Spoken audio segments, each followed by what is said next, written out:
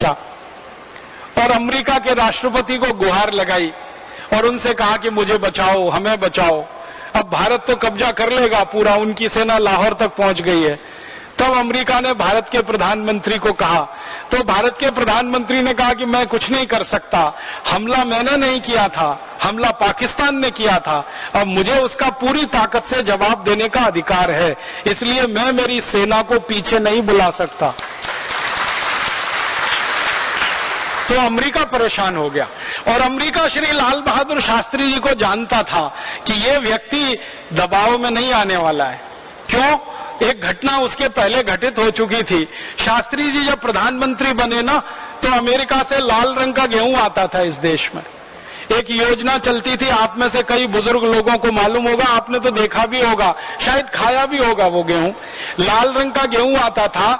PL 480 नाम की एक योजना चलती थी। P का मतलब होता है पब्लिक, L का माने होता है लॉ और 480 अमेरिका के कानून के तहत एक व्यवस्था है PL 480 पब्लिक लॉ 480। उसके तहत अमेरिका दूसरे देशों की मदद करता है, तो भारत की मदद करता था। लाल रंग का गेहूं आता था, जिस गेहूं को अमेरिका में जानवर नहीं खाते थे वो भारत को खिलाया जाता था। कारण क्या था? भारत में उस समय गेहूं का उत्पादन थोड़ा कम था, जितनी हमारी जरूरत थी उतना गेहूं पैदा नहीं होता था, तो वो गेहूं हमें लेना पड़ता था और उसकी शर्तें बहुत अपमानजनक थी।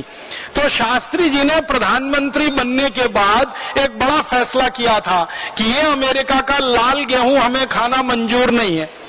तो शास्त्री जी के जो सेक्रेटरी हुआ करते थे, उन्होंने कहा कि अगर आप अमेरिका का लाल गेहूं नहीं खा सकते तो भूखे मरने के लिए तैयार रहिए। तो शास्त्री जी ने कहा कि सम्मान के साथ भूखे मरना मंजूर है, लेकिन अपमान के साथ विदेशी रोटी खाना मंजूर नहीं। तो सेक्रेटरी हैरान हो गया और शास्त्री जी ने कहा कि तुम इसकी चिंता मत करो, तुम तुम्हारा काम करो, मैं मेरा काम करता हूं। और उन्होंने भारत के लोगों को एक दिन अपील की।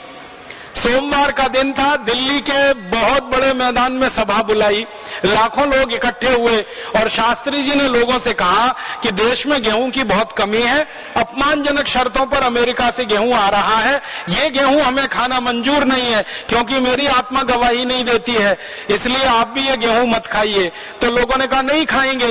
तो शास्त्री जी ने कहा इसके लिए भूखा रहना पड़ेगा। लोगों ने हाथ उठा के कहा भूखे रहेंगे। और भारत के लोगों ने सोमवार का दिन व्रत रखना शुरू कर दिया था और संपूर्ण भारत में शास्त्री जी के कहने पर लोगों ने भूखा रहना शुरू कर दिया। हमारे देश में करोड़ों माताएं हैं जो आज भी सोमवार को व्रत रखती हैं। मैं कई बार उनको पूछता हूं ये सोमवार को व्रत क्यों रखती है? शंकर जी को प्रसन्न करने के लिए? तो वो कहती है नहीं, शास्त्री जी को वचन दिया था। तो मैं कहता हूं माता, अब शास्त्री जी का वचन तो उनके साथ चला गया, वो तो उन्होंने वचन इसलिए लिया था कि देश में गेहूं का उत्पादन बहुत कम है, हम कम खाएंगे तो विदेशों से गेहूं नहीं लाना पड़ेगा। अब तो देश में भरपूर गेहूं पैदा हो रहा है और इतना पैदा हो रहा है कि हम खाएं, हमारे पड़ोसियों को खिलाएं और उससे ज्यादा चूहों को खिलाएं। हमारे देश में 2 करोड़ टन गेहूं तो चूहे खा जाते हैं हर साल, तो अब गेहूं की कोई कमी नहीं है। लेकिन वो माता जी टस से मस नहीं होती, वो कहती है नहीं नहीं, सोमवार को तो व्रत ही रखना है क्योंकि शास्त्री जी को वचन दे दिया। माने भारत के लोग कितने पक्के हैं कि शास्त्री जी को कभी वचन दिया 1965 में और उस वचन को निभा रहे हैं सन 2010 में। तो ऐसे करोड़ों भारतवासियों के संकल्प से 2 बातें हुई। एक तो गेहूं की खपत कम हुई, अमेरिका से गेहूं आना बंद हुआ तो कोई क्राइसिस नहीं खड़ी हुई, और फिर देश में गेहूं उत्पादन की योजना बनी और उसने गेहूं उत्पादन बढ़ा दिया। तो शास्त्री जी ऐसे व्यक्ति थे, तो अमेरिका को मालूम था कि इस व्यक्ति के ऊपर दबाव नहीं पड़ने वाला, तो अमेरिका ने शास्त्री जी के सबसे नजदीकी मित्र को पकड़ा और वो थे सोवियत संघ के राष्ट्रपति। सोवियत राष्ट्रपति उस समय जो थे उनको शास्त्री जी से काफी नजदीकी थी, लगाव था। उनको पकड़ा और कहा कि शास्त्री जी को रोको, नहीं तो पाकिस्तान तो गया, और पाकिस्तान गया तो अमेरिका की भविष्य की सारी योजनाएं गई। और भारत की सेना चूंकि लाहौर तक पहुंच गई है, इसलिए अब ज्यादा देर नहीं है। तब शास्त्री जी के ऊपर सोवियत संघ का दबाव पड़ा। फिर सोवियत संघ के दबाव में शास्त्री जी ने युद्ध विराम करवाया। युद्ध विराम के बाद शास्त्री जी ने पाकिस्तान के साथ एक समझौता किया। वो समझौता करने के लिए वो ताशकंद गए और ताशकंद के समझौते में जो तय हुआ वो ये कि भारत की सेना ने जितना इलाका जीत लिया है वो पाकिस्तान को वापस कर दिया जाए और बदले में पाकिस्तान भारत के ऊपर कभी भी भविष्य में हमला नहीं करेगा, ऐसा वायदा करता है। तो पाकिस्तान ने लिखित रूप में यह कहा और उसके दस्तावेज मौजूद हैं कि हम भारत की तरफ कभी भी हमला नहीं करेंगे, आंख उठाकर नहीं देखेंगे, बस इस बार हमें माफ कर दिया जाए और जो इलाका भारत की सेना के कब्जे में है वो हमें वापस कर दिया जाए। शास्त्री जी ने भारत की पुरानी परंपरा का अनुसरण करते हुए उदारता दिखाई और जीता हुआ इलाका जो सेना के कब्जे में था वो पाकिस्तान को वापस कर दिया। लाहौर तक गई हुई सेना वापस आ गई और उस सेना ने सब कुछ पाकिस्तान को दे दिया। उसके बाद हम शांत हो गए। शास्त्री जी के साथ एक दुर्घटना हो गई कि इस समझौते को करने के लिए जब वो ताशकंद गए थे तो 8 दिन तक लगातार पाकिस्तान के प्रधानमंत्री और उनकी मंत्रिमंडल के वरिष्ठ लोगों के साथ जो वार्ता चली, 9वें दिन वार्ता पूरी हो गई थी और वो दिन था 10 जनवरी का। रात को शास्त्री जी आराम से सोए, लेकिन रात को जब वो सोए तो अगले दिन सुबह नहीं उठे। क्या हुआ? वो रात को सोते थे तो दूध पीते थे, ये उनका नियम था और वो दूध उनका नौकर उनको बना के देता था। तो शास्त्री जी के साथ उनका रसोइया गया था इस काम के लिए, लेकिन उस रसोइये का ताशकंद में अपहरण कर लिया गया और अपहरण करके एक नकली रसोइये को शास्त्री जी के यहां भेज दिया गया और उस नकली रसोइये ने शास्त्री जी के दूध में जहर मिला दिया और वो जहर मिला दूध पीकर उनकी मृत्यु हो गई।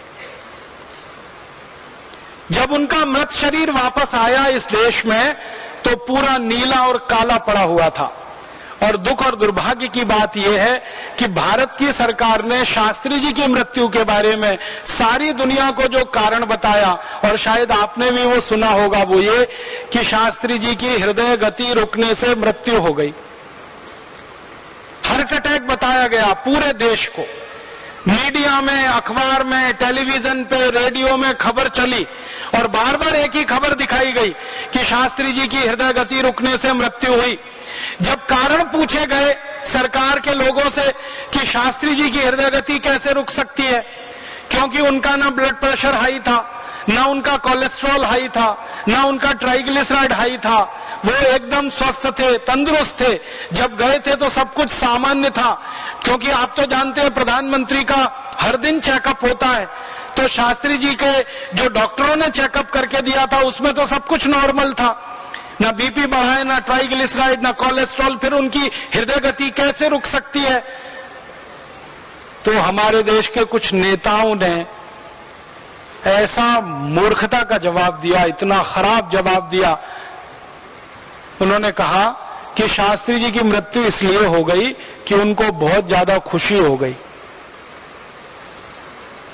तो बहुत ज्यादा खुशी किस बात की हो गई कि पाकिस्तान को उन्होंने सरेंडर करा दिया और पाकिस्तान के ऊपर भारतीय सेना ने विजय पा ली। तो इतनी खुशी हुई शास्त्री जी को कि उनकी हृदय गति रुक गई। ऐसा मूर्खतापूर्ण बेकार का जवाब पूरे देश को दिया गया। फिर शास्त्री जी का जब मृत शरीर आया तो कई लोगों ने यह मांग की कि अगर इनकी हृदय गति रुकी है तो इसकी सच्चाई तो पता चल सकती है, इनके मृत शरीर का पोस्टमार्टम कराया जाए। लेकिन भारत सरकार ने वो नहीं होने दिया और भारत सरकार ने शास्त्री जी के मृत शरीर का पोस्टमार्टम नहीं होने दिया। जैसे ही उनका मृत शरीर आया जल्दी जल्दी करके उसका अंतिम संस्कार कर दिया गया और वो अंतिम संस्कार के बाद बात वहीं दब गई और उसके बाद कुछ कमीशन बैठे, इंक्वायरी हुई, उसमें से ये बात निकली, लेकिन रास्ते में वहीं भटक गई और आज तक सारा देश इसी अंधकार में है कि शास्त्री जी को हृदय गति से मृत्यु हुई जबकि उनको जहर दिया गया था। तो भारत में इस तरह की भूलें होती रही, हमारी सेना जीतती रही और जीते हुए इलाके को देती रही। दुश्मनों के हाथ में, दुश्मनों के ऊपर विजय करते रहे और उनको माफ करते रहे। वो पराजित हुए दुश्मन, फिर भी हम उनको माफ करते रहे और वही दुश्मन हमारे लिए नाग बन के डसते रहे। वो स्थिति आज हमारे देश में है पाकिस्तान के द्वारा जो हो रहा है। तो हमारे देश में आजादी के पिछले 63 वर्षों में ऐसी राजनीतिक भूलें हुई हैं। एक राजनीतिक भूल और हुई है 1971 में, जब बांग्लादेश बना और पाकिस्तान का हमला हुआ। उस युद्ध में भी हमने पाकिस्तान को मुंह की खिलाई, उनको धूल चटाई, उनको पराजित किया। और उस युद्ध में तो आपको हैरानी होगी, 1971 के युद्ध में जब पाकिस्तान का हमला भारत पर हुआ और भारत ने इतना करारा जवाब दिया, 3 दिसंबर 1971 को युद्ध किया था पाकिस्तान ने शुरू, 16 दिसंबर 1971 तक पूरा पाकिस्तान पराजित हो चुका था और पाकिस्तान की सेना के 97,000 सैनिकों ने भारत की सेना के सामने आत्मसमर्पण कर दिया था। वो पूरी सेना पाकिस्तान की लगभग आधी सेना थी, तो पाकिस्तान की आधी सेना भारत के कब्जे में आ गई और फिर पाकिस्तान अमेरिका के पास गया और फिर अमेरिका से उसने गुजारिश की कि भारत से बचाओ। फिर अमेरिका का दबाव भारत सरकार पे आया और उस दबाव में हमने पाकिस्तान के 97,000 सैनिकों को छोड़ दिया। अगर ये भूल हमने नहीं की होती तो पाकिस्तान का ये आतंकवाद जो इतना बढ़ा, ये आतंकवाद के कारण हमको जो इतना नुकसान उठाना पड़ा जम्मू कश्मीर और भारत के सभी इलाकों में, यह नुकसान कभी नहीं होता अगर 1971 में पाकिस्तानी सेना के 97,000 सैनिकों को हमेशा के लिए हमने खत्म कर दिया होता। वो हमारे कब्जे में थे, हम चाहते वो उनके साथ करते, लेकिन दुख है कि उन 97,000 पाकिस्तानी सैनिकों को भारत की जेलों में रखा गया। 5 महीने तक उनको बिरयानी खिलाई गई, अच्छा अच्छा खाना खिलाया गया और उसके बाद उनको छोड़ दिया गया, बाइज्जत बरी किया गया। किसके लिए? एक शिमला समझौते के लिए। और शिमला समझौता वैसा ही कुछ था जैसे ताशकंद समझौता था। फिर हमने छोड़ा पाकिस्तान को पराजित करके और फिर पाकिस्तान ने वही किया हमारे साथ। तो पिछले आजादी के 63 वर्षों में और आखिरी कोशिश पाकिस्तान ने जो की थी वो आप सभी जानते हैं, कारगिल युद्ध के रूप में हमारी आंखों के सामने आई। वो कारगिल युद्ध भी पाकिस्तान के दुस्साहस का प्रतीक था। तो आजादी के पिछले 63 वर्षों में जो राजनीतिक भूलें हमसे हुई हैं वो कुछ ये हैं जो हमारे लिए बहुत भारी पड़ गई हैं और बहुत गंभीर हो गई। और पिछले 63 वर्षों में हमसे कुछ आर्थिक भूलें भी हुई हैं और वो आर्थिक भूलें जो हुई उनमें सबसे बड़ी भूल जो हुई वो 1966 में हुई, जब भारत के प्रधानमंत्री ने दुनिया के दबाव में आकर और खासकर अमेरिका के दबाव में आकर भारत के रुपए का अवमूल्यन किया। भारत का रुपया 1966 के पहले तक अमेरिका के डॉलर के लगभग बराबर था। आपको हैरानी होगी यह जानकर 28 अक्टूबर 1949 तक भारत का 1 रुपया अमेरिका का 1 डॉलर के बराबर था। 28 अक्टूबर 1949 तक भारत का 1 रुपया ब्रिटेन के 1 स्टर्लिंग पाउंड के बराबर था। और भारत का रुपया स्टर्लिंग पाउंड और डॉलर के बराबर था तो रुपए की ताकत थी और क्रय शक्ति उस समय बहुत थी। बाद में भारत सरकार ने अमेरिका के दबाव में आकर अपने रुपए का अवमूल्यन किया और 1966 में 3 जून को रुपए का एक साथ 57% अवमूल्यन कर दिया गया। 57% डिवैल्यूएशन हो गया रुपए का। परिणाम क्या हुआ? डॉलर 57% महंगा हो गया, रुपया 57% सस्ता हो गया। और उसके बाद एक सिलसिला चला कि रुपए की कीमत गिरती ही गई, गिरती ही गई, गिरती ही गई, गिरती ही गई। और मुझे आपसे ये बात कहते हुए बहुत दुख है, तकलीफ है कि हमने जब रुपए की मूल्य का आकलन किया था, जब सबसे पहले भारत आजाद हुआ था, लगभग 1 रुपया 1 डॉलर, थोड़े दिन में 4 रुपया 1 डॉलर, फिर 7.5 रुपए 1 डॉलर, फिर 12 रुपए 1 डॉलर, फिर एक दिन अचानक से 21 रुपए 1 डॉलर, फिर एक दिन पता चला 32 रुपए 1 डॉलर, फिर 38 रुपए 1 डॉलर, फिर 42 रुपए, फिर 46 रुपए और अब 48 रुपए 1 डॉलर और एक दिन तो 50 रुपए डॉलर तक पहुंच चुका है। इतने रुपए की कीमत गिर चुकी है। माने आजादी के पिछले 63 वर्षों में हमारी अपनी गलती से, हमारी अपनी भूल से रुपए का कितना अवमूल्यन हुआ है। अगर 1 रुपया 1 डॉलर को ध्यान में रखें और अब 50 रुपए 1 डॉलर है, तो रुपए का अवमूल्यन लगभग 50 गुना हो चुका है। और ये रुपए के अवमूल्यन के 50 गुने होने का मतलब रुपए की कीमत 5000% कम हो चुकी है। और ये कीमत कम होने का मतलब हमारे ऊपर विदेशों का कर्जा 50 गुना बढ़ चुका है। अगर हमने 1947 में 1 डॉलर का कर्ज लिया हो, अब 2010 में उसको वापस करना हो, तो जब हमने कर्ज लिया था तो 1 रुपया था 1 डॉलर, अब कर्ज वापस देना है तो जो 1 रुपए का कर्ज था वो 50 रुपए में वापस होगा। तो कर्ज 50 गुना बढ़ा लिया, कर्ज का ब्याज 50 गुना बढ़ गया, और विदेशी कंपनियों को जो मुनाफा यहां से हो रहा है वो 50 गुना बढ़ गया, क्योंकि डॉलर 50 गुना ताकतवर हो गया। ये बहुत बड़ी आर्थिक भूल हमने की 1966 में, और इस भूल को लगातार होने दिया, और होते होते आज रुपया इतना कमजोर हो गया। दुनिया का कोई देश अपनी करेंसी की ताकत को कम नहीं होने देता, लेकिन भारत ने अपने रुपए की ताकत को इतना कम होने दिया। ये आर्थिक भूल हमसे बहुत बड़ी हुई। और इसी तरह की एक आर्थिक भूल पिछले 63 वर्षों में हमसे हुई। 1991 में जो कल मैं आपसे कह रहा था वो ये कि विदेशी कंपनियों के लिए सारे दरवाजे हमने खोल दिए। जिस विदेशी कंपनी को भारत से भगाया था 1942 में, जिस विदेशी कंपनी के लिए हमने नारा लगाया था भारत छोड़ो, आज उन विदेशी कंपनियों को हम दरवाजा खोल के वापस बुला रहे हैं और कह रहे हैं वापस आओ और भारत को लूट कर चले जाओ। तो जो कंपनी गई थी वो फिर वापस आ गई, और अकेली नहीं आई है, अब हजारों कंपनियां आई हैं। पहले एक कंपनी को भगाते रहे 250 साल तक, अब 5000 कंपनियां आ गई। उनके लिए उदारीकरण की नीति, वैश्वीकरण की नीति, और इन कंपनियों ने अंधाधुंध लूटना शुरू किया है इस देश को, और लाखों करोड़ों रुपए की संपत्ति ले जा रहे हैं। ये बात मैं पहले ही कह चुका हूं, यहां सिर्फ संकेत में कह रहा हूं। तो आजादी के पिछले 63 वर्षों में कई राजनीतिक भूलें हुई हैं और कई आर्थिक भूलें हमसे हुई हैं, और उनका दुष्परिणाम पूरा देश भुगत रहा है। आजादी के बाद में एक और भूल हुई है जो बड़ी राजनीतिक भूल है, जिसका संकेत परम पूजनीय स्वामी जी कर चुके हैं। आजादी मिली 15 अगस्त 1947 को, तो हमने हमारा संविधान बनाना शुरू किया, और भारत का संविधान बनके तैयार हुआ 26 जनवरी 1950 को। इसके लिए एक संविधान सभा का निर्माण किया गया।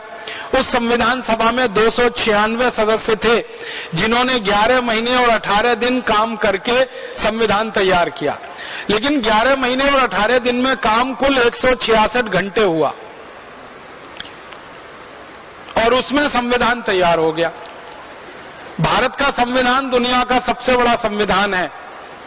इतना बड़ा लिखित संविधान दुनिया के किसी देश के पास नहीं है जो भारत के पास है। 395 तो अनुच्छेद हैं, जिसको हम आर्टिकल्स कहते हैं, और इतना मोटा सा पूरा पुस्तक है, शास्त्र जैसा, आप कभी भी खरीद के देख सकते हैं। दुनिया के किसी देश में इतना बड़ा संविधान नहीं, हमने बनाया। तो बहुत बार मेरे मन में यह आता था कि मात्र 11 महीने 18 दिन के समय में इतना मोटा संविधान कैसे बना लिया हमने। इसको बनाने में तो ज्यादा समय लगना चाहिए। जब खोजना शुरू किया तो पता चला कि इस संविधान में हमने कुछ खास नहीं बनाया। अंग्रेजों ने एक कानून बनाकर हमारे देश में छोड़ा हुआ था, उसी को हमने भारत का संविधान बना लिया। अंग्रेजों का एक कानून था इस देश में 1935 में, उसका नाम था government of India act. Government of India act में जो कुछ लिखा था वही सब कुछ भारत के संविधान में है, कुछ बदला नहीं।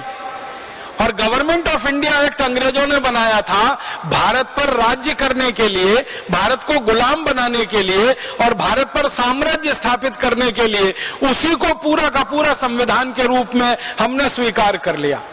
तो संविधान सभा में जो बड़े बड़े नेता शामिल हुए थे ना, उनके बयान अगर आप पढ़ेंगे तो आप हैरान हो जाएंगे। हमारे देश की संविधान सभा की जो ड्राफ्टिंग कमेटी थी, उसके चेयरमैन थे डॉक्टर भीमराव अंबेडकर। उन्होंने 1953 में ये कहा राज्यसभा में बोलते हुए कि अगर मुझे कोई अनुमति दे दे तो मैं सबसे पहला व्यक्ति होऊंगा जो इस संविधान को जला दूंगा। पत्रकारों ने उनसे पूछा कि आप इस संविधान के निर्माता हैं और आप ही इसको जलाने की बात कर रहे हैं। तो डॉक्टर भीमराव अंबेडकर ने कहा था कि इस संविधान से भारत के किसी नागरिक का भला नहीं होने वाला। क्यों नहीं होने वाला? क्योंकि जल्दी जल्दी में बनाया गया ये संविधान है। और उन्होंने बहुत बेबसी से ये कहा था कि मेरे पास कोई चारा नहीं था, इतने कम समय में संविधान बनाना था और अंग्रेजों की तरफ से हमको ये गवर्नमेंट ऑफ इंडिया रूल या गवर्नमेंट ऑफ इंडिया एक्ट का ड्राफ्ट दिया गया था। आधार उसको बनाकर और दुनिया के दूसरे देशों के संविधानों में से कुछ चीजें निकालकर ये भारत का संविधान तैयार हो गया।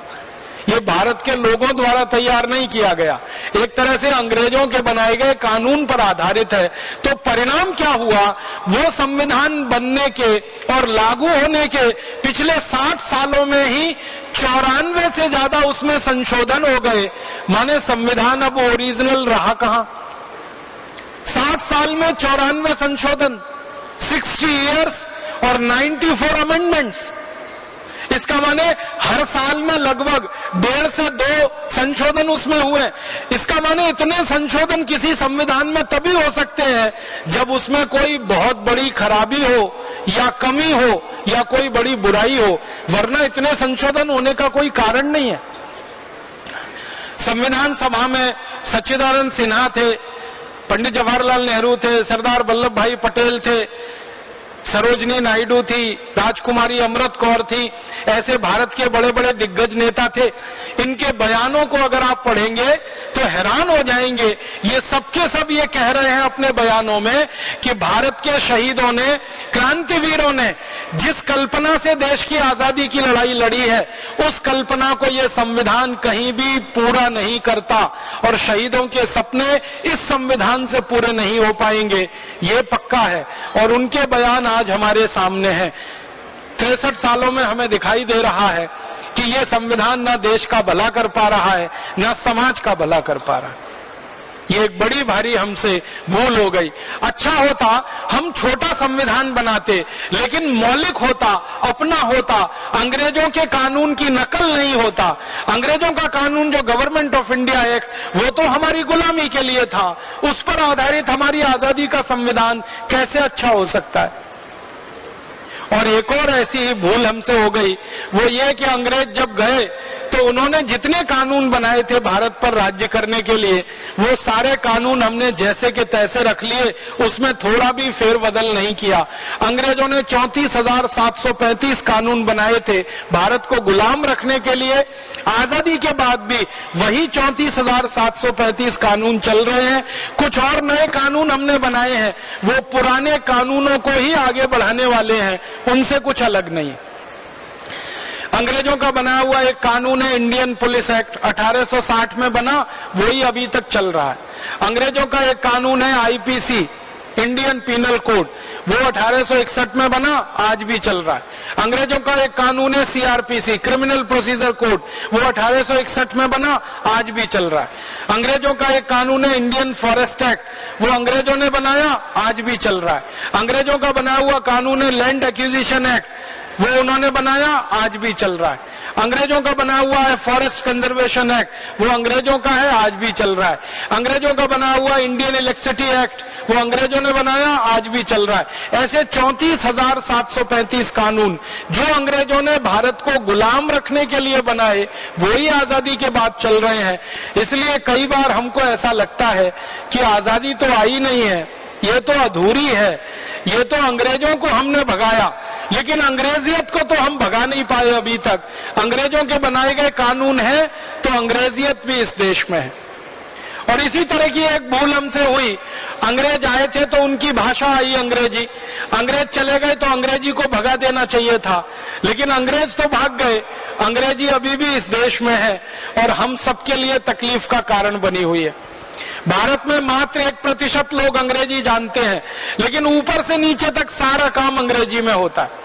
सुप्रीम कोर्ट में बहस अंग्रेजी में होती है, सुप्रीम कोर्ट में सुनवाई अंग्रेजी में होती है, सुप्रीम कोर्ट के फैसले अंग्रेजी में आते हैं।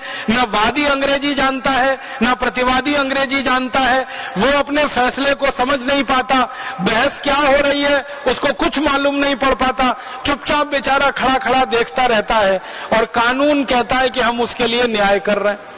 सबसे बड़ा अन्याय तो यह है कि उसकी भाषा में उसके फैसले नहीं आ रहे हैं और हाई कोर्ट में भी अक्सर बहस अंग्रेजी में होती है। भारत की बड़ी बड़ी केंद्रीय प्रशासनिक परीक्षाओं को पास करना हो तो अंग्रेजी आना बहुत जरूरी है, भारत की सेना में भर्ती होना हो तो अंग्रेजी आना बहुत जरूरी है। और माफ कीजिएगा, सिर्फ 1 करोड़ से कम लोग हैं जो अंग्रेजी जानते हैं इस देश में, तो उनके लिए तो भारत सब कुछ है। और जिन 114 करोड़ को अंग्रेजी नहीं आती उनके लिए भारत तो बेगाना देश बना हुआ है, कोई दूसरा देश बना हुआ। ये भाषा भी अंग्रेजों की अभी तक हम नहीं भगा पाए, ये भी हमसे भूल हो गई। ऐसी कई भूलें हमने आजादी के 63 वर्षों में की और आजादी के पहले जो भूल हमने की है, सबसे बड़ी भूल जिसका भुगतान आज तक ये देश कर रहा है। एक राजा था, जहांगीर उसका नाम था, उसने अंग्रेजों की एक कंपनी को व्यापार करने का लाइसेंस दे दिया और मैं मानता हूं कि पिछले 500 साल की सबसे बड़ी भूल वही हो गई। ईस्ट इंडिया कंपनी को जहांगीर ने जब व्यापार करने का लाइसेंस दिया सन 1618 में, तो शायद जहांगीर को यह भी नहीं मालूम होगा कि यह कंपनी एक दिन भारत को गुलाम बना लेगी। उसने तो अंग्रेजों से व्यापार के लालच में लाइसेंस दे दिया और वही लाइसेंस हमारे लिए इतना भारी पड़ गया और इतना भारी पड़ गया कि सारा देश अंग्रेजों की गुलामी में लगभग 250 वर्षों के लिए चला गया। पहले कंपनी की गुलामी की हमने, फिर उसके बाद में अंग्रेजों की सरकार की गुलामी की हमने। 1618 से लेकर 1757 तक ईस्ट इंडिया कंपनी की गुलामी में हम रहे। 1757 के बाद अंग्रेज सरकार और कंपनी की मिलीजुली गुलामी में हम रहे और 1860 के बाद तो सीधे अंग्रेजों की सरकार की गुलामी में हम आ गए। और इस गुलामी में सबसे बड़ा नुकसान हमारा यह हुआ कि आर्थिक रूप से हमारी बहुत लूट हुई और अंग्रेजों ने इतना लूटा इस देश को, शायद दुनिया के किसी देश के इतिहास में उसकी मिसाल नहीं मिलेगी आपको। आप हैरान हो जाएंगे ये सुनकर कि अंग्रेजों ने कितना लूटा और कैसे लूटा।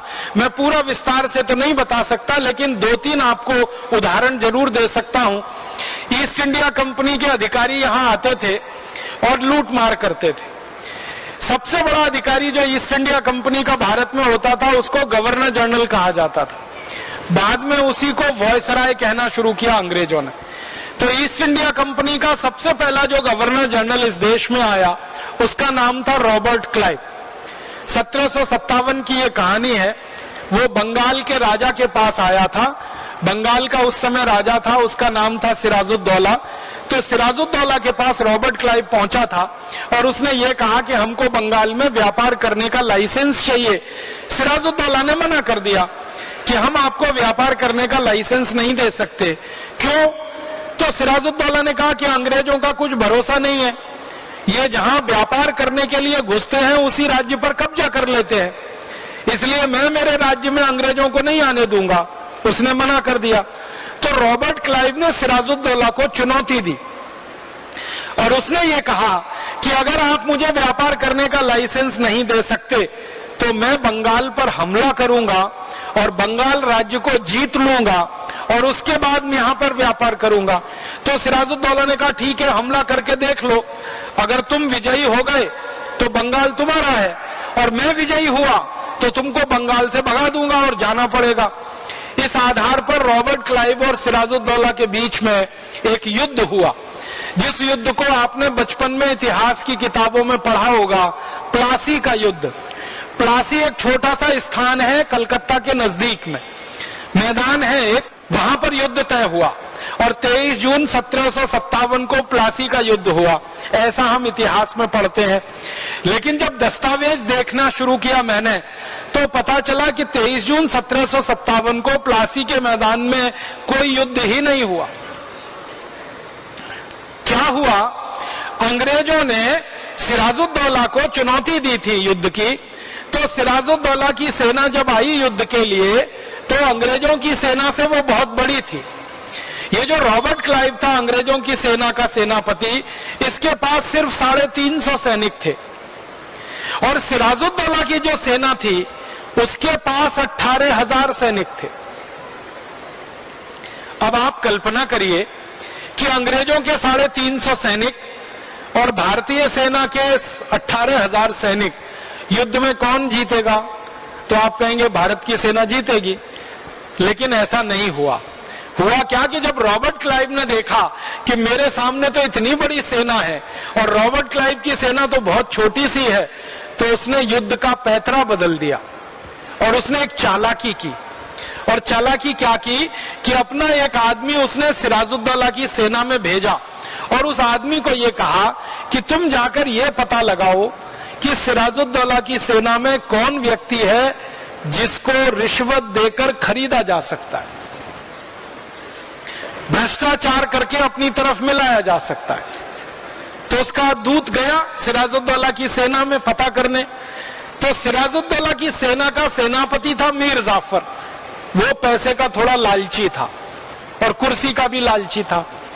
तो मीर जाफर के पास जब ये गया सैनिक अंग्रेजों वाला, तो मीर जाफर को उसने एक प्रपोजल दिया, एक प्रस्ताव दिया कि मीर जाफर तुम अंग्रेजों से मिल जाओ तो हम तुमको बंगाल का राजा बना देंगे। तुम अभी तक सेनापति हो, हम तुमको राजा बना देंगे। मतलब सीधा सा ये है कि मीर जाफर को प्रपोजल दिया गया कि तुम डिफेंस मिनिस्टर हो, हम तुमको प्राइम मिनिस्टर बना देंगे, तुम हमारे साथ मिल जाओ। तो मीर जाफर ने कहा मुझे क्या करना पड़ेगा? तो अंग्रेजों के सेनापति रॉबर्ट क्लाइव ने कहा कि तुमको एक ही काम करना है, युद्ध नहीं करना, हमारे ऊपर हमला नहीं करना।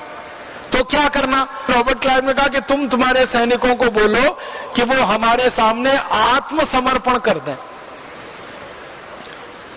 और हम आत्मसमर्पण जब करा लेंगे तुम्हारी सेना से तो तुम्हारी सेना और हमारी सेना मिल जाएगी। मिलकर मीर जाफर और रॉबर्ट क्लाइव सिराजुद्दौला का मर्डर कर देंगे, हत्या कर देंगे और सिराजुद्दौला मर जाएगा, फिर तुमको राजा बना देंगे। तो मीर जाफर तैयार हो गया, उसको लालच आ गया और अंग्रेजों ने उसको यह भी कहा कि 1 कोटी स्वर्ण मुद्राएं भी देंगे। तो स्वर्ण मुद्राओं के लालच में और राजा बनने के लालच में वो पिघल गया, फिसल गया। उसने अंग्रेजों से एक संधि कर ली और उस संधि के आधार पर 18,000 सैनिकों के सेनापति मीर जाफर ने 350 अंग्रेजी सैनिकों के सामने सरेंडर कर दिया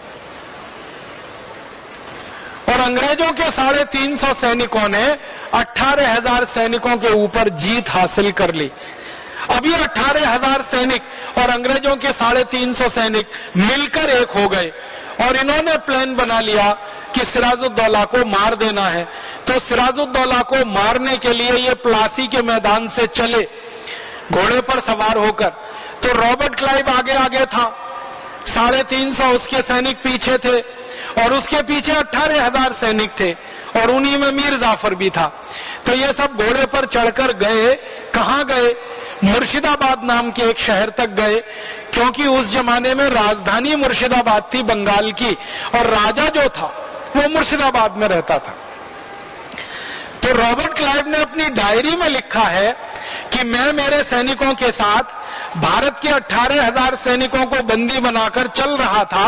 घोड़े पर मैं आगे आगे बैठा हुआ था, भारत के सैनिक मेरे पीछे पीछे चल रहे थे और सड़क पर रास्ते के दोनों तरफ भारत के हजारों लोग हमारा जुलूस देख रहे थे। और रॉबर्ट क्लाइव ने एक बात लिखी है अपनी डायरी में कि जो भारत के लोग मेरा जुलूस देख रहे थे वो मेरे जुलूस पर तालियां बजा रहे थे और जो भारत के सैनिकों को मैंने बंदी बनाया है वो आज्ञाकारी सैनिकों की तरह सिर झुकाकर चले जा रहे थे।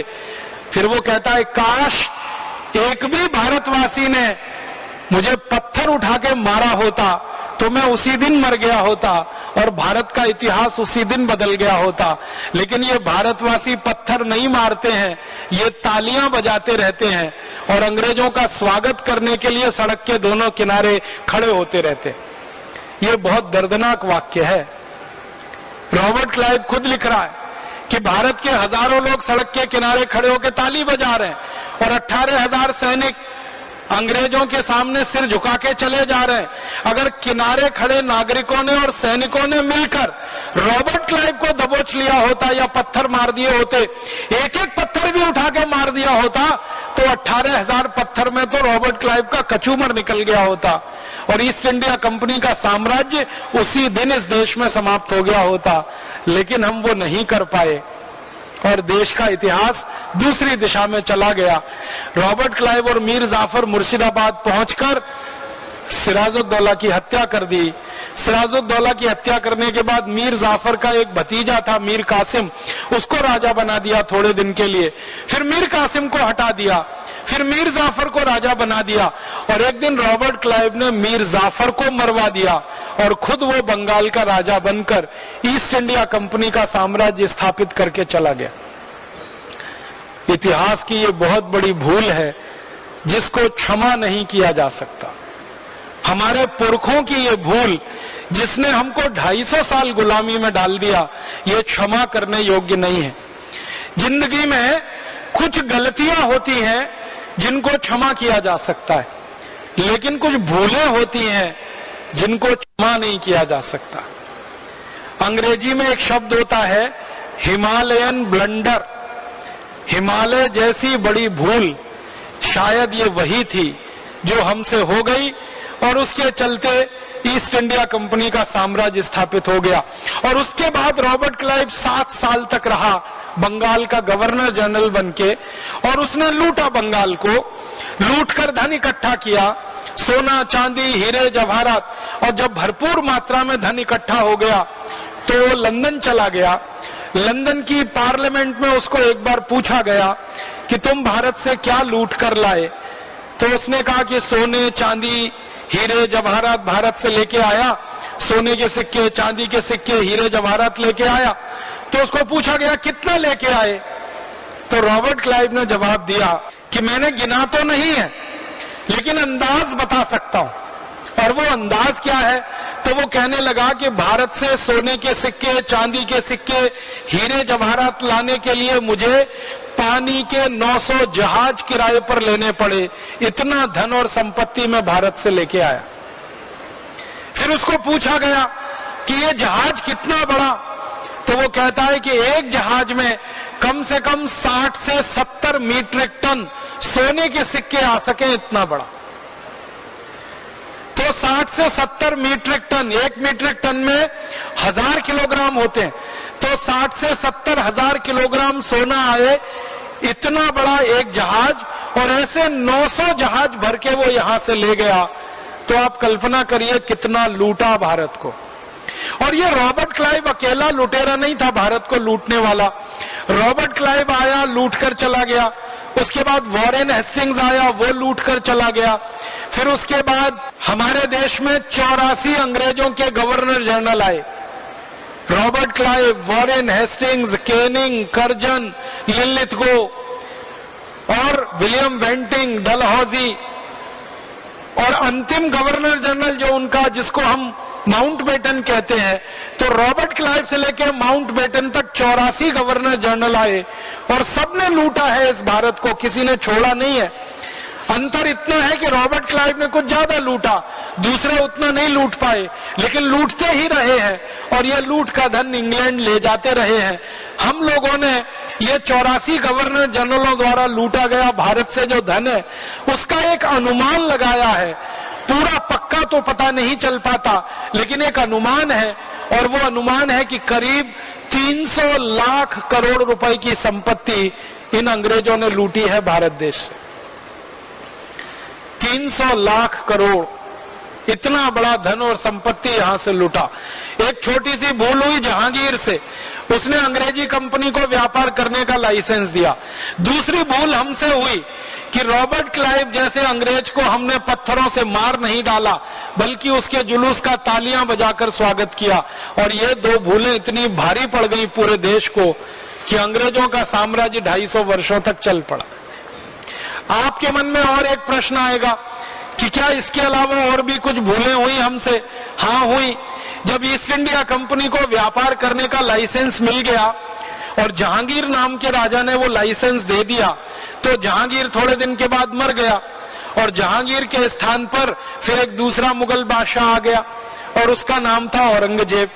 औरंगजेब ने जब सत्ता संभाली इस देश में तो अंग्रेजों के साथ उसका जबरदस्त युद्ध हुआ और सन 1688 में औरंगजेब ने पूरी ईस्ट इंडिया कंपनी की सेना को पराजित कर दिया और ईस्ट इंडिया कंपनी पूरी तरह से हार गई और औरंगजेब की शरणागति उन्होंने स्वीकार की और ईस्ट इंडिया कंपनी के अधिकांश सैनिकों को औरंगजेब ने मार डाला युद्ध में। औरंगजेब के बारे में आप सभी जानते हैं, थोड़ा क्रूर था, निष्ठुर था, लेकिन बहुत बहादुर भी था। मारा उसने अंग्रेजों को और गाजर मूली की तरह से काट दिया 1688 में। अंग्रेजों की सेना पूरी तरह से परास्त हुई तो औरंगजेब के पास वो अंग्रेजों के अधिकारी गए और माफी मांगी औरंगजेब से और कहा कि हमको आप माफ कर दीजिए, हम दोबारा कभी आपके ऊपर हमला नहीं करेंगे, बस हमको भारत में रहने की परमिशन फिर से दे दीजिए। औरंगजेब के पहले जहांगीर ने लाइसेंस दिया और औरंगजेब ने उस लाइसेंस को मना कर दिया कि मैं इसको नहीं मानता, जहांगीर से गलती हुई, वो गलती मैं नहीं दोहरा सकता और मैं अंग्रेजों की कंपनी का लाइसेंस निरस्त करूंगा और आपको मार के वापस इंग्लैंड भेज दूंगा। तो अंग्रेज घबरा गए, परेशान हो गए, औरंगजेब के सामने गए, चरणों में गिर गए, रोने लगे, पीटने लगे छाती उसके सामने। थोड़ी देर में औरंगजेब द्रवित हो गया और उसने कहा अच्छा जाओ, तुम्हें माफ किया और ईस्ट इंडिया कंपनी को फिर से लाइसेंस रिन्यू कर दिया उसने।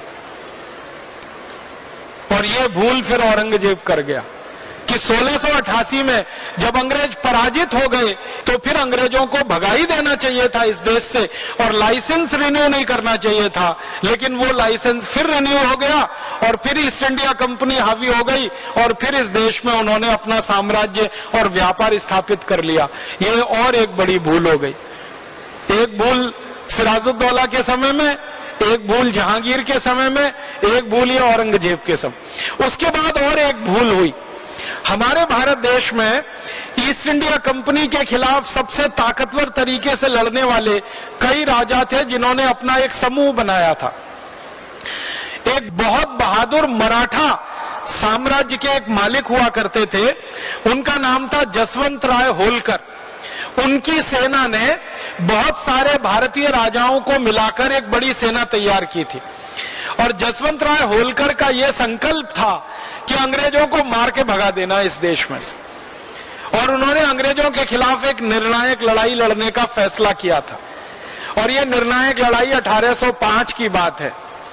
1805 में जसवंत राय होलकर ने सिंधिया साम्राज्य की सेना को मिलाकर एक बड़ी सेना बनाई थी और पंजाब में एक महाराजा हुआ करते थे रणजीत सिंह, उनके सामने एक प्रस्ताव भेजा था कि हम तीनों राज्य मिलकर अगर अंग्रेजों से मुकाबला करेंगे तो अंग्रेजों का खात्मा हो जाएगा और अंग्रेजों को भारत से भागना पड़ जाएगा। तो उसके लिए उन्होंने एक संधि करने की कोशिश की थी, लेकिन दुर्भाग्य इस देश का यह था कि वो संधि नहीं हो पाई। जसवंत राय होलकर की सेना पंजाब में ब्यास नदी के पास तक आ गई थी अंग्रेजों से लड़ने के लिए और सिंधिया परिवार की और सिंधिया साम्राज्य की सेना को उसमें आकर मिलना था, लेकिन अंग्रेजों ने चालाकी करके सिंधिया के साथ एक अलग समझौता कर लिया। सिंधिया परिवार में एक राजा हुआ करते थे दौलत राव सिंधिया, उन्होंने अंग्रेजों के साथ एक एग्रीमेंट कर लिया, संधि कर ली और उसमें अंग्रेजों ने उनसे वचन ले लिया कि आपकी सेना कभी भी हमारे खिलाफ युद्ध लड़ने के लिए किसी के साथ नहीं जाएगी। तो दौलत राव सिंधिया का यह समझौता जसवंत राय होलकर को भारी पड़ गया, तो सिंधिया की सेना वहां नहीं आई और इसी तरह से अंग्रेजों ने महाराजा रणजीत सिंह के साथ एक अलग से समझौता कर लिया और महाराजा रणजीत सिंह की सेना से वचन ले लिया कि वो भी अंग्रेजों के खिलाफ लड़ने के लिए किसी का सहयोग नहीं करेंगे। तो महाराजा रणजीत सिंह की सेना भी नहीं आई, सिंधिया की भी सेना वहां नहीं पहुंची और खाली जसवंत राय होलकर की सेना पहुंची और उसने जब देखा कि दोनों राज्यों की सेना वहां नहीं है तो वो भाई बहुत परेशान हो गया। फिर भी उसने बहादुरी से अंग्रेजों का मुकाबला किया और अंग्रेजों को मुकाबला ही नहीं किया, पराजित किया और पराजित करके वो वहां से फिर वापस लौटा, लेकिन वो बहुत निराश हो गया और उसके मन में हमेशा एक बात थी कि भारत के ही राजा भारत की रक्षा करने के लिए अंग्रेजों के खिलाफ अगर अपनी सेना नहीं दे सकते तो कौन विदेशी आकर भारत की रक्षा करेगा। और उसने अपने मन में यह बना लिया कि अब तो शायद भगवान भी भारत की रक्षा नहीं करेगा। जब भारत के राजा अपनी सेना को अंग्रेजों के खिलाफ लड़वाने को तैयार नहीं है, तब तो भगवान की ही मर्जी ऐसी है। और वो निराश होकर वहां से लौट गया। और उसके बाद जानते हैं क्या हुआ?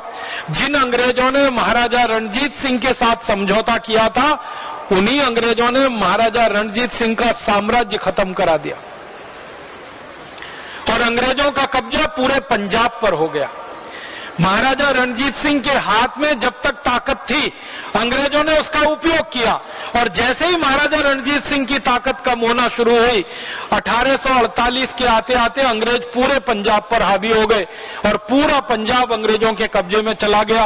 बाद में महाराजा रणजीत सिंह की मृत्यु हो गई। उनकी मृत्यु के बाद उनके बेटे को अंग्रेज पकड़ ले गए यहां से और लंदन में ले जाकर उसको कैद कर दिया। और महाराजा रणजीत सिंह की जो धर्मपत्नी थी श्रीमती जिंदा कौर, उनको पकड़कर अंग्रेज ले गए उनके राज्य से और बनारस में दर दर की ठोकरें खाते हुए उनका अंतिम शरीर बीता, माने अंतिम समय बीता। तो महारानी जिंदा कौर जो पंजाब की महारानी थी और महाराजा रणजीत सिंह का बेटा राजा दिलीप सिंह जो महाराजा होना चाहिए था पंजाब का, ये दोनों को अंग्रेजों ने बहुत बुरी दुर्दशा की थी। और महाराजा दिलीप सिंह को तो लंदन में ले जाकर अंग्रेजों ने जबरदस्ती एक अंग्रेज लड़की से उनकी शादी करा दी और उनको हिंदू से ईसाई बना दिया। और उसके बाद राजा दिलीप सिंह को आने नहीं दिया अंग्रेजों ने।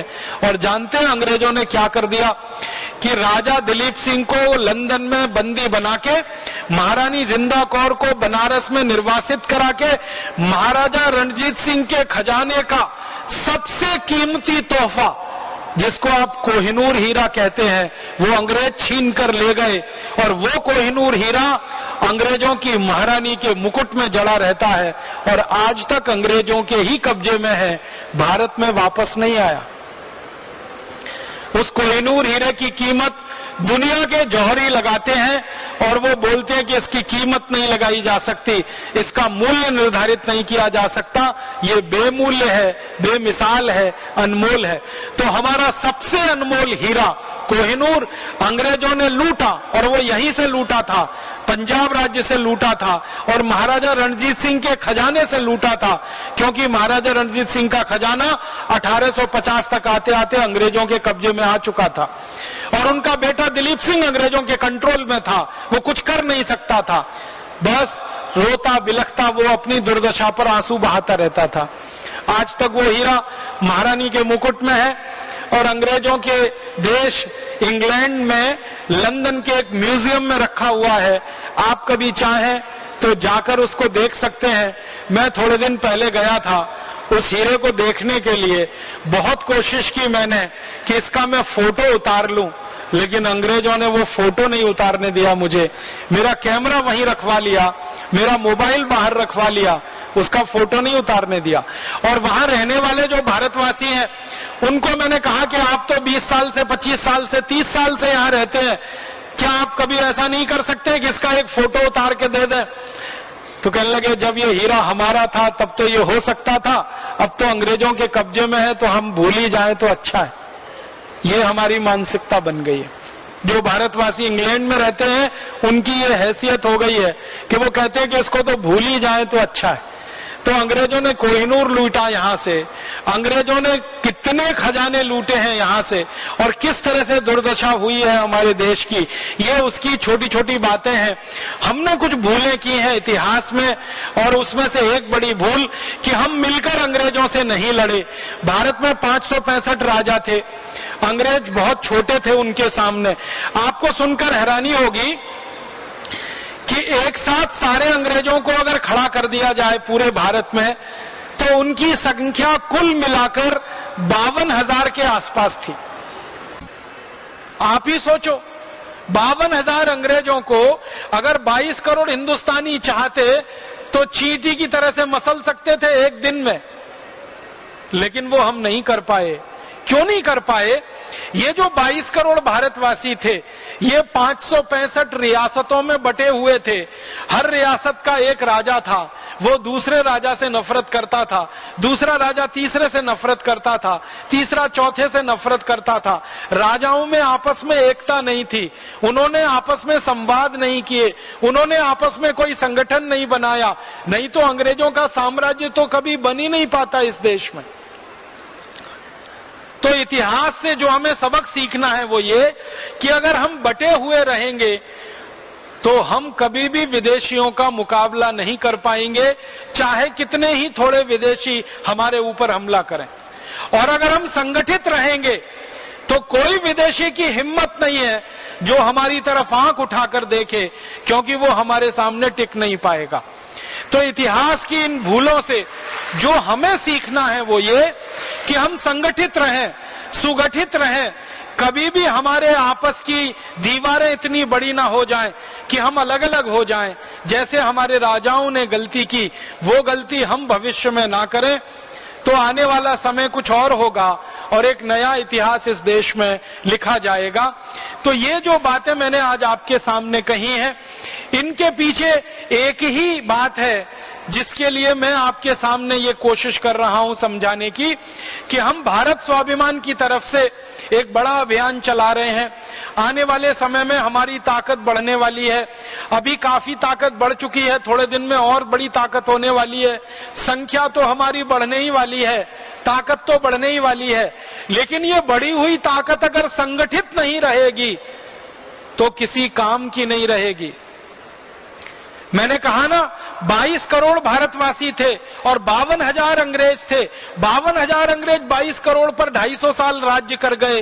वो एक ही कारण से कि हम बटे हुए थे, विभाजित थे, हमारा संगठन नहीं था, आपस में संवाद नहीं था, एकता नहीं थी, इसलिए वो हमारे ऊपर राज कर गए।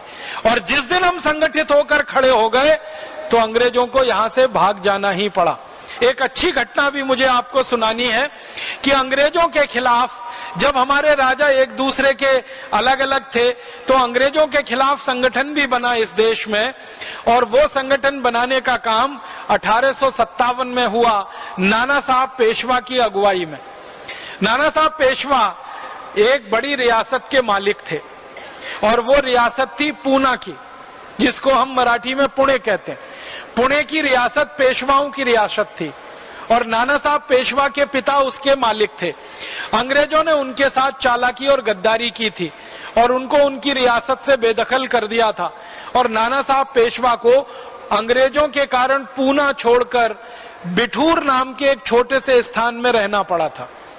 बिठूर कानपुर के पास एक छोटा सा गांव है। नाना साहब पेशवा वहां के रहने लगे थे। रात दिन उनके दिल में एक ही कसक थी कि मेरा राज्य अंग्रेजों ने छीन लिया है, ऐसे ही भारत के सभी राज्यों को अंग्रेजों ने छीन लिया है। तो नाना साहब पेशवा ने सब राज्यों को संगठित करना शुरू किया और एक राज्य से दूसरा, दूसरे से तीसरा, तीसरे से चौथा, हर राजा के पास जाकर संगठन बनाना शुरू किया। धीरे धीरे संगठन बहुत बड़ा होने लगा और उस संगठन की तरफ से यह तय हो गया कि एक साथ अंग्रेजों के खिलाफ लड़ेंगे और अंग्रेजों को मार के भगा देंगे इस देश में से, क्योंकि उनकी ताकत बड़ी नहीं है अगर हम संगठित हो जाएं तो। ये नाना साहब पेशवा को समझ में आ गया। उन्होंने संगठन खड़ा कर लिया, ताकत इकट्ठी हो गई। अब उस संगठन की तरफ से एक ऐलान किया गया, वो ये कि एक साथ पूरे भारत की 565 रियासतों में अंग्रेजों के खिलाफ बगावत होगी। और वो बगावत का दिन तय किया गया, वो था 31 मई 1857। और नाना साहब पेशवा ये संगठन बनाने का काम कर रहे थे 1853 से। तो 1853 से 1857 4 साल में देश में एक बड़ा संगठन उन्होंने खड़ा कर दिया। और उस संगठन की तरफ से घोषणा हुई कि 31 मई 1857 को पूरे देश में एक साथ अंग्रेजों के खिलाफ युद्ध होगा और अंग्रेजों को मार काट के हिंदुस्तान से खत्म कर दिया जाएगा। और आपको मैंने बताया कि ये बहुत संभव था क्योंकि अंग्रेजों की संख्या बहुत कम थी, मात्र 52,000। तो ये संभव था और ये हो जाता। लेकिन वहां पर एक छोटी सी फिर भूल हो गई। और वो भूल क्या हुई, हमारे देश में एक बहुत क्रांतिकारी, तेजस्वी, उत्साही क्रांतिवीर नौजवान थे। उनका नाम था मंगल पांडे।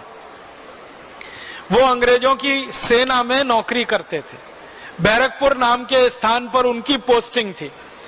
तो उनको एक दिन किसी ने यह बता दिया कि सेना में जो कारतूस इस्तेमाल किए जाते हैं, उन कारतूसों को चलाने के लिए मुंह से खोलना पड़ता है और उसमें गाय की चर्बी लगी होती है। ये मंगल पांडे को किसी ने बताया। मंगल पांडे को विश्वास नहीं हुआ, तो उन्होंने कहा कि मैं मेरी आंखों से देखना चाहता हूं। तो जिस व्यक्ति ने उनको ये जानकारी दी, उसने ले जाकर दिखा दिया कि चर्बी वाले कारतूस कैसे तैयार होते हैं। तो मंगल पांडे का गुस्सा आसमान फाड़ गया। वो ज्यादा कट्टर भारतीय थे, गाय के प्रेमी थे, गोरक्षा के मानने वाले थे, उनके परिवार के लोग भी गोरक्षा को मानने वाले थे। उनको जब पता चला कि गाय की चर्बी के कारतूस बनते हैं, इसका माने गाय का कत्ल किया जाता है, फिर उसकी चर्बी से कारतूस बनाए जाते हैं और वो हमको मुंह से खोलने पड़ते हैं, तो हमारा तो धर्म भ्रष्ट हो रहा है। तो उन्होंने तय कर लिया कि इन अंग्रेजों को सबक सिखाना। तो वो भी नाना साहब पेशवा के संगठन में शामिल हुए और नाना साहब पेशवा ने तारीख तय की थी कि 31 मई को एक साथ पूरे देश में विद्रोह होगा। लेकिन मंगल पांडे ने वो 31 मई का इंतजार नहीं किया। उन्होंने 29 मार्च 1857 को ही बगावत शुरू कर दी। अकेले तय हुआ था कि पूरे देश में अंग्रेजों के खिलाफ बगावत होगी 31 मई को। उससे काफी पहले 29 मार्च को ही उन्होंने बगावत कर दी। और उन्होंने क्या किया, एक अंग्रेज अधिकारी था, उसका नाम था मेजर ह्यूसन, उसको गोली मार दी मंगल पांडे ने बैरकपुर में, और भरी सभा में गोली मारी। सेना की परेड होने के लिए सैनिक मैदान में खड़े थे। मेजर ह्यूसन कुछ आदेश दे रहा था। मंगल पांडे ने मेजर ह्यूसन को एक सवाल पूछा कि क्या हमको जो कारतूस दिए जाते हैं उसमें गाय की चर्बी मिली होती है? तो मेजर ह्यूसन ने कोई जवाब नहीं दिया। फिर मंगल पांडे ने पूछा, क्या आप मेरी बात सुन रहे हैं? हमको जो कारतूस दिए जाते हैं उसमें गाय की चर्बी मिली होती है? मेजर ह्यूसन ने ना हाँ कहा ना कहा। बस इसी पे गुस्सा आ गया मंगल पांडे को। तो मंगल पांडे के पास अपनी बंदूक थी, गोली उन्होंने मेजर ह्यूसन को मार दी। जैसे ही मेजर ह्यूसन मरा और गिरा, तो उसके नजदीक में एक अंग्रेज अधिकारी खड़ा था, उसका नाम था कर्नल वाघ। वो झपट्टा मार के मंगल पांडे को पकड़ने के लिए आगे बढ़ा। मंगल पांडे ने दूसरी गोली उसको मार दी और वाघ भी वहीं ढेर हो गया। उसके बाद एक तीसरा अंग्रेज अधिकारी आगे बढ़ा और मंगल पांडे ने बंदूक के आगे का वो होता ना छुरा लगा हुआ, वो उसके पेट में घुसेड़ दिया और वो भी धराशायी हो गया। 3 अंग्रेज अधिकारी वहां मर गए तड़प तड़प कर। उसके बाद मंगल पांडे चिल्लाया और उनके जो सहयोगी सैनिक थे और कहा कि मैं अकेला अगर 3 अंग्रेजों को मार सकता हूं तो तुम सब मिलकर कितने अंग्रेजों को मार सकते हो? उठो, आगे बढ़ो, क्रांति का समय आ गया, जितने अंग्रेज अधिकारी हैं इन सबको मार दो यहां पर। लेकिन मुश्किल ये हो गई कि बाकी जो सैनिक थे उन्होंने कहा कि हमने तो 31 मई का संकल्प लिया हुआ है और आप अभी हमसे कह रहे हो क्रांति करने को। सारे देश में 31 मई को क्रांति होगी और आप कहते हो आज ही करो। तो वो धर्म संकट में थे कि नाना साहब पेशवा के संगठन से चूंकि जुड़ चुके हैं, तो संगठन का आदेश माने या मंगल पांडे का आदेश माने। इसी उधेड़ बुन में वो कुछ नहीं कर पाए, किंग कर्तव्य विमूढ़ हो गए और उतनी देर में अंग्रेजों की फौज आ गई और अंग्रेजों की फौज ने मंगल पांडे को पकड़ लिया। और मंगल पांडे ने कोशिश की कि वो अपने को गोली मार के खत्म करें, लेकिन वो गोली उनके शरीर को छूती हुई निकल गई, वो जीवित रह गए। अंग्रेजों ने फिर उनके खिलाफ मुकदमा चलाया, कोर्ट मार्शल हुआ और 8 अप्रैल 1857 को मंगल पांडे को फांसी पे चढ़ा दिया अंग्रेजों ने। और 8 अप्रैल 1857 को जब मंगल पांडे को फांसी हो गई तो सारे देश में ये खबर आग की तरह से फैल गई। मंगल पांडे की सेना के जो सैनिक थे, उनके सहयोगी, उन्होंने छोटे छोटे समूह बना लिए और वो समूह के रूप में गांव-गांव घूमना शुरू कर दिया। और 31 मई को जो क्रांति होने वाली है, उस क्रांति की तैयारी में वो सब लग गए। लेकिन फिर एक छोटी सी भूल हो गई कि जो सैनिक गांव-गांव घूमकर क्रांति की तैयारी में लगे हुए थे, वो सबको बता रहे थे 31 मई को करना है, 31 मई को करना है, 31 मई को करना है। लेकिन यहां मेरठ हमारे नजदीक में है, यहां मेरठ में कुछ अति उत्साही नौजवानों ने कहा 31 मई तक कौन इंतजार करेगा, अभी करना। तो मेरठ में 10 मई को क्रांति शुरू हो गई। और मेरठ में जो भारतीय सैनिक थे अंग्रेजों की सेना में, उन्होंने बगावत करके अंग्रेजों के घर जला दिए और जो अंग्रेज थे उनको मार डाला। और फिर वो सैनिक मेरठ से दिल्ली चले गए और दिल्ली जाकर उन्होंने ये कहना शुरू किया 31 मई तक कौन इंतजार करेगा, अभी करो। तो दिल्ली के सैनिक भी उनकी हाँ में हाँ मिला के 12 मई को दिल्ली में क्रांति हो गई, फिर 13 मई को दिल्ली के पड़ोस में हो गई, और ऐसे करके वो 31 मई सबको भूल गई और उसके पहले ही सारा खेल शुरू हो गया। अब इसमें गड़बड़ क्या हुई कि उस जमाने में कम्युनिकेशन तो था नहीं, टेलीफोन का कम्युनिकेशन तो था नहीं, टेलीग्राम का कम्युनिकेशन था नहीं, रेडियो का। उस जमाने में सूचनाओं को पहुंचाने के लिए एक एक व्यक्ति गांव-गांव जाता था। तो पहले सूचना पूरे देश में गई थी 31 मई की। अब बाद में ये मेरठ में और दिल्ली में जब क्रांति हो गई, तो कौन ये सूचना पहुंचाए जाकर गांव-गांव कि सब कुछ 14 मई को ही करना है या 15 मई को करना है। तो कुछ जगह हुआ और कुछ जगह वो 31 मई का इंतजार हुआ।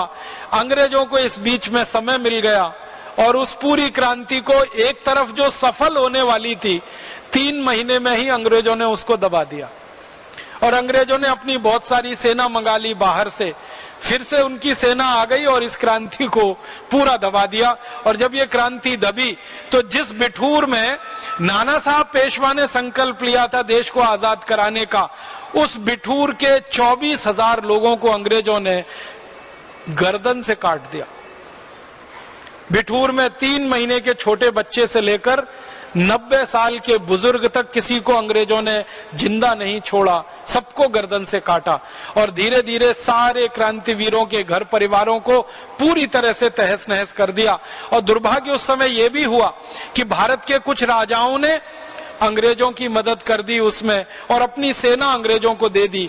ऐसे भारत के 20 राजा हुए उस समय जिन्होंने अंग्रेजों को मदद करके सेना दे दी और उसी में फिर अंग्रेज जीत गए और भारत 1857 में ही आजाद हो जाता।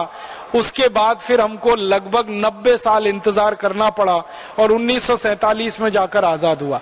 एक बार मौका आया, हम 1757 में आजाद हो जाते, जो रॉबर्ट क्लाइव को पत्थरों से मार दिया होता। दूसरा मौका आया उसके भी पहले 1688 में, जब औरंगजेब ने अंग्रेजों को पराजित किया, हम तब भी आजाद हो जाते। तीसरा मौका आया जब 1805 में जसवंत राय होलकर, महाराजा रणजीत सिंह और दौलत राव सिंधिया की सेनाएं मिल जाती और अंग्रेजों को पराजित करते, तो हम 1805 में आजाद हो जाते। लेकिन ये तीनों मौके हमें गंवाने पड़े। फिर 1857 में ये शुरू हुआ, उसमें भी हमारी जल्दबाजी में, अति उत्साह में हम नहीं कर पाए और फिर अंत में जाकर 1947 में ही आजाद हो पाए। तो इस पूरी कहानी से एक ही बात पता चलती है कि संगठन का निर्देश और संगठन का आदेश अगर हम पालन ना करें तो भारत की आजादी 90 साल पीछे चली जाती है। 90 साल स्वतंत्रता के लिए संघर्ष करना पड़ता है और लाखों शहीदों की कुर्बानी देनी पड़ती है। इसलिए मैं आपसे विनम्रता पूर्वक यही कह रहा हूं कि हम भारत स्वाभिमान के लोग आगे बढ़ रहे हैं, हमारा संगठन बढ़ रहा है, तो आप ध्यान रखना कि संगठन का आदेश और संगठन का निर्देश बहुत महत्वपूर्ण होता है। अगर आपने उसको ध्यान नहीं दिया तो आने वाले समय में हमारे सामने भी यही हो सकता है जो नाना साहब पेशवा के सामने हुआ था या बाकी क्रांतिवीरों के सामने हुआ था। इसलिए हमारे संगठन से जो आदेश आएगा, जो निर्देश आएगा, उसी का पालन पूरी ताकत के साथ हम करेंगे। उसमें अपना उत्साह और अपना अति उत्साह नहीं जोड़ेंगे, नहीं तो फिर गड़बड़ हो जाएगी। आने वाले समय में हमें भी कोई बड़े आंदोलन करने पड़ेंगे तो एक तारीख तय होगी, एक दिन तय होगा, और उसी तारीख और उसी दिन को सारे देश में एक साथ हमें वो काम करना है। ये बात हमें हमेशा के लिए ध्यान रखनी है।